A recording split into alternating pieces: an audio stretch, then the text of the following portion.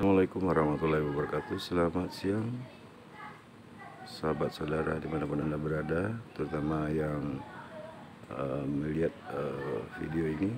Saya sedang berada sekarang di sebuah surah Al-Quran, Rumah Anak Soleh Anak Air Padang, yaitu yang digagas oleh alumni SMA Negeri 2 Padang angkatan 85. Dan di sini lokasinya berada di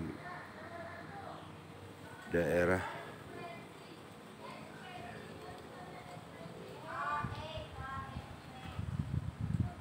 ini Jalan Mahakam.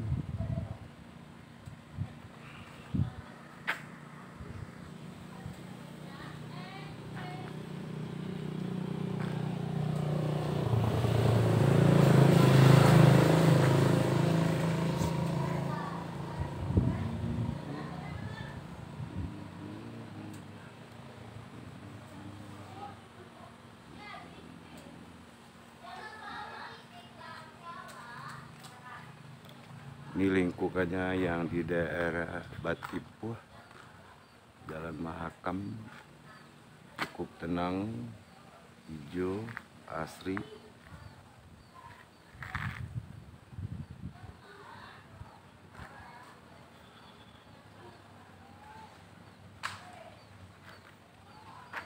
Ini bangunan surah Al-Quran, Rumah Anak Soleh Anak Air Padang.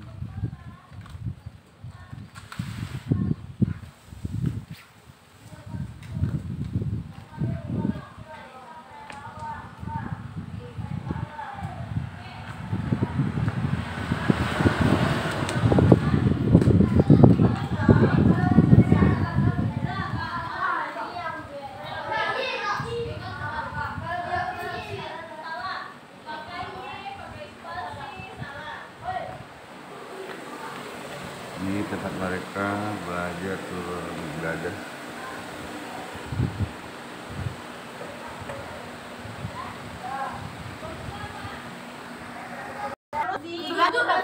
Dan kebetulan nih mereka anak-anak sedang belajar. Salah berarti. Ini jarak gak? Ekstrakurikuler gak? Ini jarak juga jarak. Jarak apa ya? Pokoknya jarak. Ada bikin. Kalau saya kemarin sampai dari sini. Jarak. Suri. Makanan jarak. Rendah dong. Jauh boleh. Ini seperti ini ya. Salah. Ini satu. Karena dia digabungkan. Kalau digabungkan itu satu arti. Misalkan dua arti. Ini jarak atau ekstra? Lebih. Enggak jarak.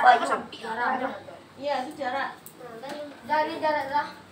Tambah sekut. Ekstra furi. Iya, ini jarak nih. Bisa di.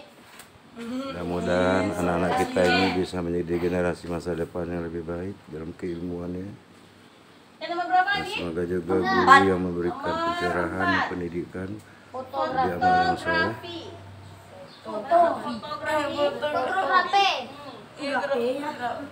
Dan ada salah itu fotografi. P namanya. Fotografi. Harus semua? Salah nak. Tapi yang benar. Sejauh ini siapa yang benar semua? Pilih. Dah kalau jarak kan? Di jarak kami. Kalau di jarak itu beda. Enggak.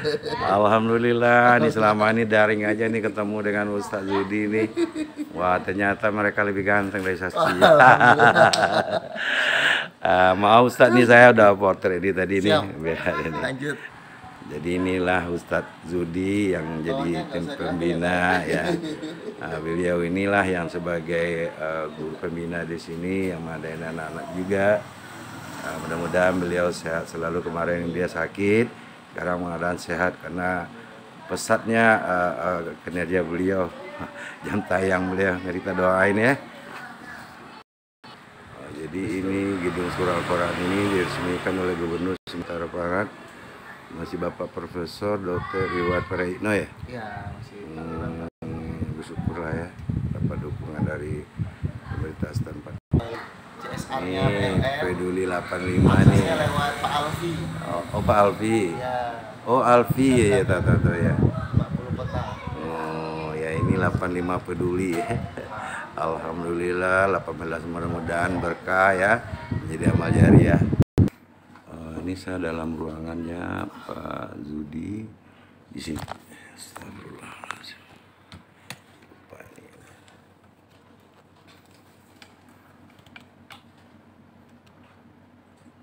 Ini piagam ya, Pak? Struktur, struktur ya. PKBM. Jadi ini kantornya banyak unit yang di sini Pak Rizal. Ini Satu kantor untuk beberapa program bersama. Oh gitu ya. Jadi mana yang lagi mau dinilai, ada penilaian dari dinas gitu, kita pasang strukturnya. Oh ini masuk struktur yayasan ya? Iya, struktur yayasan, struktur unit-unit kita yang lain. Ya, alhamdulillah ya di sini banyak yang bisa menerangkan.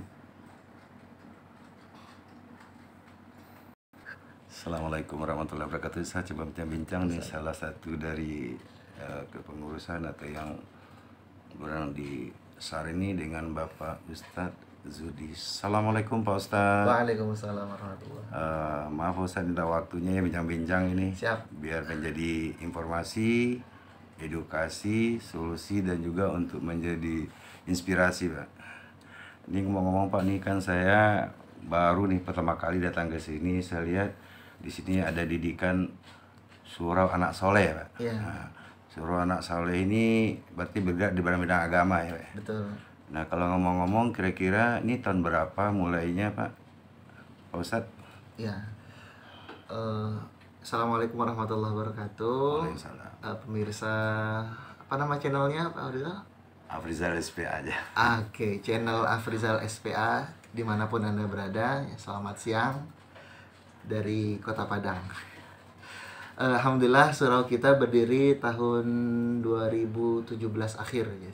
Ditempati awal 2018, kemudian diresmikan di bulan April 2018 oleh Bapak Gubernur Sumatera Barat pada waktu itu, Bapak Profesor Irwan Prayitno. Tetapi program surau kita sudah berjalan sejak pertengahan 2017. Dulu kita mengontrak di daerah Salingka Bungo Permai. Ada satu rumah kontrakan di sana. Karena angkatan pertama kita terima 11 santri yang berasal dari seluruh wilayah Sumatera Barat. Ya, selain dari Kota Padang, ada dari Agam, dari Solo Selatan, dari Sijunjung dan beberapa daerah lainnya. Alhamdulillah. Murid-muridnya itu? Iya, murid-muridnya. Sampai hari ini ya, karena setiap angkatan kita membuka 10 sampai 15 santri. Hari ini ada 47 santri yang tinggal di dalam dan semuanya mengenyam pendidikan dengan beasiswa atau bisa dikatakan gratis ya bagi santri yang lulus tes dan memang berasal dari keluarga yatim atau duafa seperti itu. Yatim duafa. Ya. Itu materi yang mau diajarkan di sini tentang apa aja Pak Ustadz? Iya, terutama yang diajarkan atau yang dipelajari oleh santri di sini selama 5 plus 1 tahun. Kita katakan 5 plus 1 karena 5 tahun full pendidikan, 1 tahunnya mereka kita ajarkan untuk berkarya atau melakukan pengabdian, praktek pengabdian ya. Kita sebut sebagai santri karya. Nah, materi utamanya Al-Quran. Yang pertama ya, mereka menghafal Al-Quran sampai tuntas ya 30 juz, selain juga membenarkan bacaan terlebih dahulu. Alhamdulillah sampai hari ini sudah ada 6 santri yang khatam 30 juz hafalannya begitu. Sudah ada berkompetisi juga Ustaz? Sudah ada yang ikut kompetisi ya beberapa kali ya, karena memang kita baru ya, jadi masih istilahnya program mutkin ya, program pengokohan hafalan seperti itu. Ngomong-ngomong nih Pak, saya mau tanya juga. Iya. Ini awalnya gagasan siapa sih? Oh iya, Masya Allah ya. Sebelum kita lanjut nanti kepada materi apa saja yang dipelajari oleh santri di sini, yayasan ini berdiri sebetulnya sejak tahun 2011 yang digagas oleh para alumni SMA 2 Padang angkatan 85. Ya. Nah, salah satu pentolannya gitu ya, atau yang memprakarsa itu Ayah Irwan Rinaldi beserta yang teman-teman beliau yang lain ya. termasuk sebetulnya Pak Afrizal juga bagian dari alumni itu ya, Masya Allah ya. Nah, beliau-beliau ini yang bahu-membahu saling menguatkan ya, menyelenggarakan program-program yayasan. Diawali dengan pertama ada namanya Rumah Anak Soleh. Rumah Anak Soleh ini rumah karakter dan adab ya bagi anak-anak ya levelnya jenjang SD ya, usia 6 sampai 12 tahun. Mereka yang tidak mendapatkan pengasuhan secara utuh dari orang tuanya. Jadi ada banyak itu cara merekrutnya bagaimana ya, Ustaz? Ya, anak-anak ini kan anak-anak broken home Pak Afrizal, yang tinggal misalnya di tepi pantai, kemudian di dekat tempat pembuangan akhir sampah gitu ya. Nah, itu kita dirikan oleh yayasan sejak 2011 rumah-rumah singgah begitu. Jadi mereka datang pulang sekolah sekitar jam 2 ya. Nanti di sana dari mulai belajar ngaji, kemudian dikuatkan karakternya, ya, diajarkan tentang adab ya. Dibacakan sirah Nabi, diajarkan kisah-kisah pahlawan Minang juga ya. Sehingga dengan itu nantinya makin kokoh kepribadian anak tersebut, dan bisa jadi yang tidak dia dapatkan di rumah karena orang tuanya sibuk, ada yang nelayan, ada yang mohon maaf pemulung gitu ya, ada yang bahkan broken home ya, entah ibunya kemana ayahnya kemana, kemudian di rumah singgah ini mendapatkan apa yang tidak dia dapatkan di rumah. Jadi SAR ini telah membangun anak bangsa yang tadinya mungkin dia nggak sia-sia. Yang kedua juga dengan membangun mental, spiritual, termasuk juga akhlak dan kepribadian ya Ustaz ya. Iya betul, alhamdulillah sampai hari ini Pak Afrizal, kalau untuk Rumah Anak Soleh atau kita singkat RAS biasanya, ada 6 titik di Kota Padang ini. Oh, 6 titik. Ada di Lubuk Minturun, Pasir Jambak, mendekat sini Simpang Kalumpang, lalu di Patenggangan, di Purus. Nah, kalau RAS itu maksudnya apa lagi nih Ustaz, kalau boleh kita tahu? Iya, tadi programnya ada perbedaan program dengan surau. Kalau RAS ini pertama dari segi level atau segmen usia. Ya, usia SD 6 sampai 12 tahun. Mereka tidak menginap, hanya pergi datang dan pergi. Datang jam 2, jam 14.00, kemudian pulang jam 5 sore. Oh, gitu. Seperti itu. Jadi tidak nginap, tidak nginap, cuma berikan pendidikan aja. Betul. Nah, pendidikan materi yang berikan apa aja tuh? Nah, tadi ya. Untuk RAS. Baca dan hafalan Al-Quran, kemudian ada penguatan karakter, pembelajaran adab, dan pembacaan kisah-kisah Nabi seperti itu. Gitu ya. Kalau untuk berbahasanya di sini dipergunakan bahasa apa aja, Ustaz? Nah, kalau tadi RAS ini surau ya. Kalau surau ini mudahnya bahasa kita secara umum itu pesantren. Ya, sebagaimana dalam Undang-Undang Pesantren yang terbaru tahun 2019, ya pesantren itu atau dalam istilah-istilah daerah yang lain diantaranya disebut juga surau. Jadi surau itu pesantren sebetulnya. Iya. Juga mengadopsi filosofi lama orang Minang ya, dimana anak-anak yang sudah usianya balir gitu ya, akil balik, dia lalok di surau kan gitu ya. Iya. Bahkan dari usia 7 tahun kabarnya seperti itu. Nah, bedanya yang di surau ini seperti pesantren, jadi tinggal berasrama, ya makan di dalam, ya tidur di dalam, aktivitas ibadah di dalam, juga belajar di dalam, dan juga tentu sebagaimana kekhasan surau kita ada pembelajaran sile juga. Ada sile Minang, bela diri gitu ya. Bela diri Ya, yang tradisional, gitu ya. jadi seimbang ya.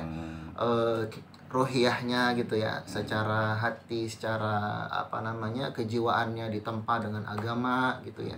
Kemudian fikriyahnya itu ada pembelajaran materi umum gitu, seperti yang akan diujikan gitu di UN ya, nasional, ujian nasional atau sekarang UPK namanya. Juga ada jasadiahnya ya, fisiknya ditempa dengan sile. Selain sile kita juga ada ekstrakurikuler lain ya, seperti misalnya futsal. Jadi santri main futsal. Iya, harus ada penyegaran. Penyegaran sekaligus jadi sarana jadi refleksi. kita cari akhirat tapi dunia kita nggak. Betul.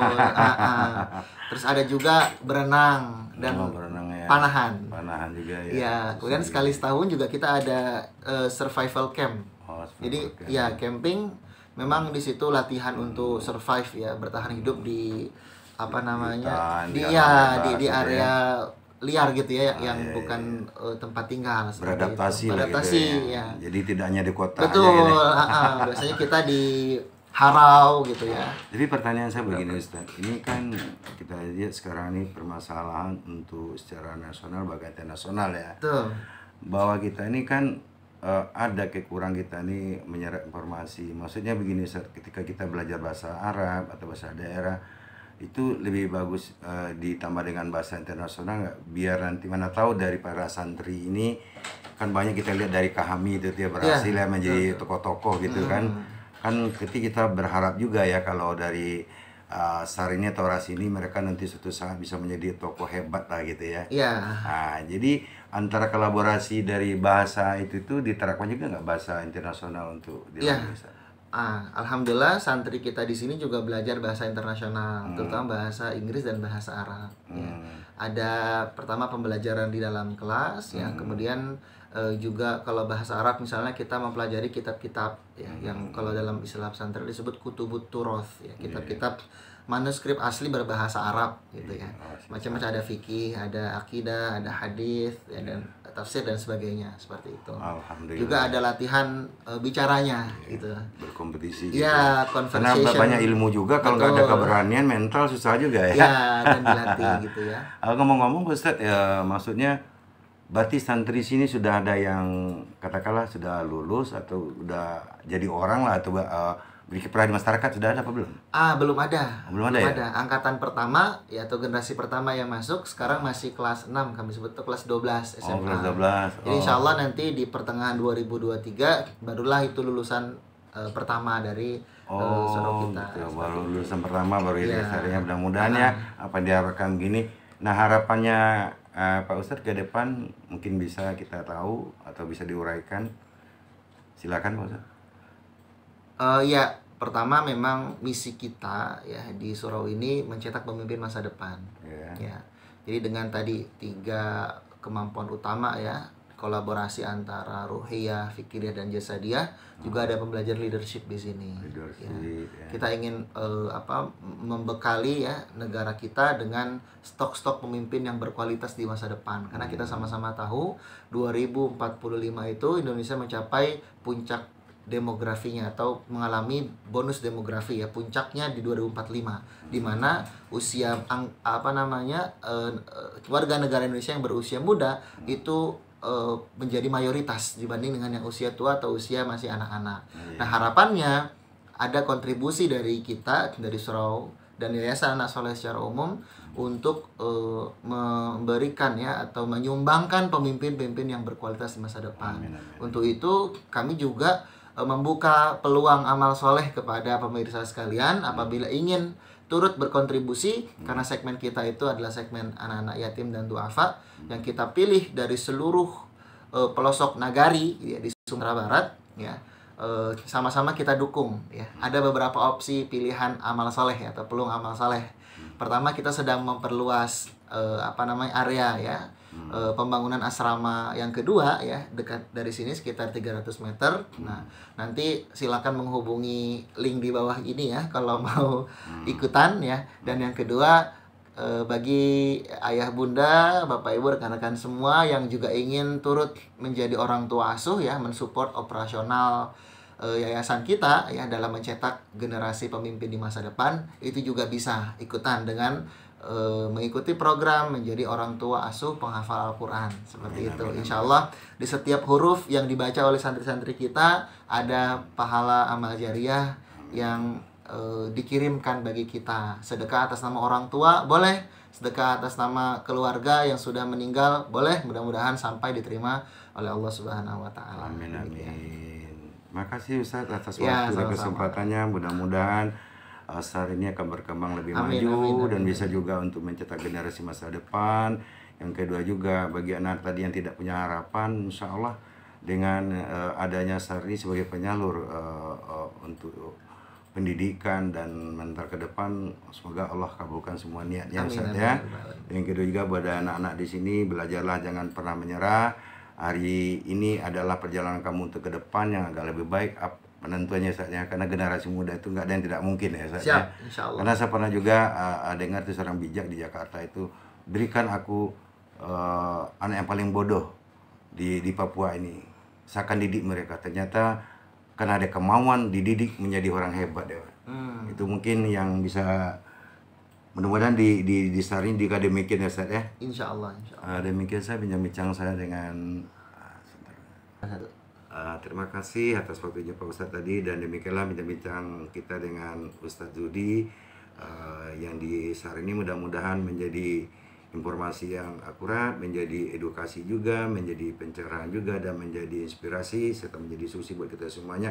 Terutama kali kita doakan Ustadz selalu dalam keadaan sehat dan semangat. Yang kedua juga Allah berikan kemudahan dan kelancaran semuanya. Terima kasih, sampai jumpa di next video berikutnya. Mati.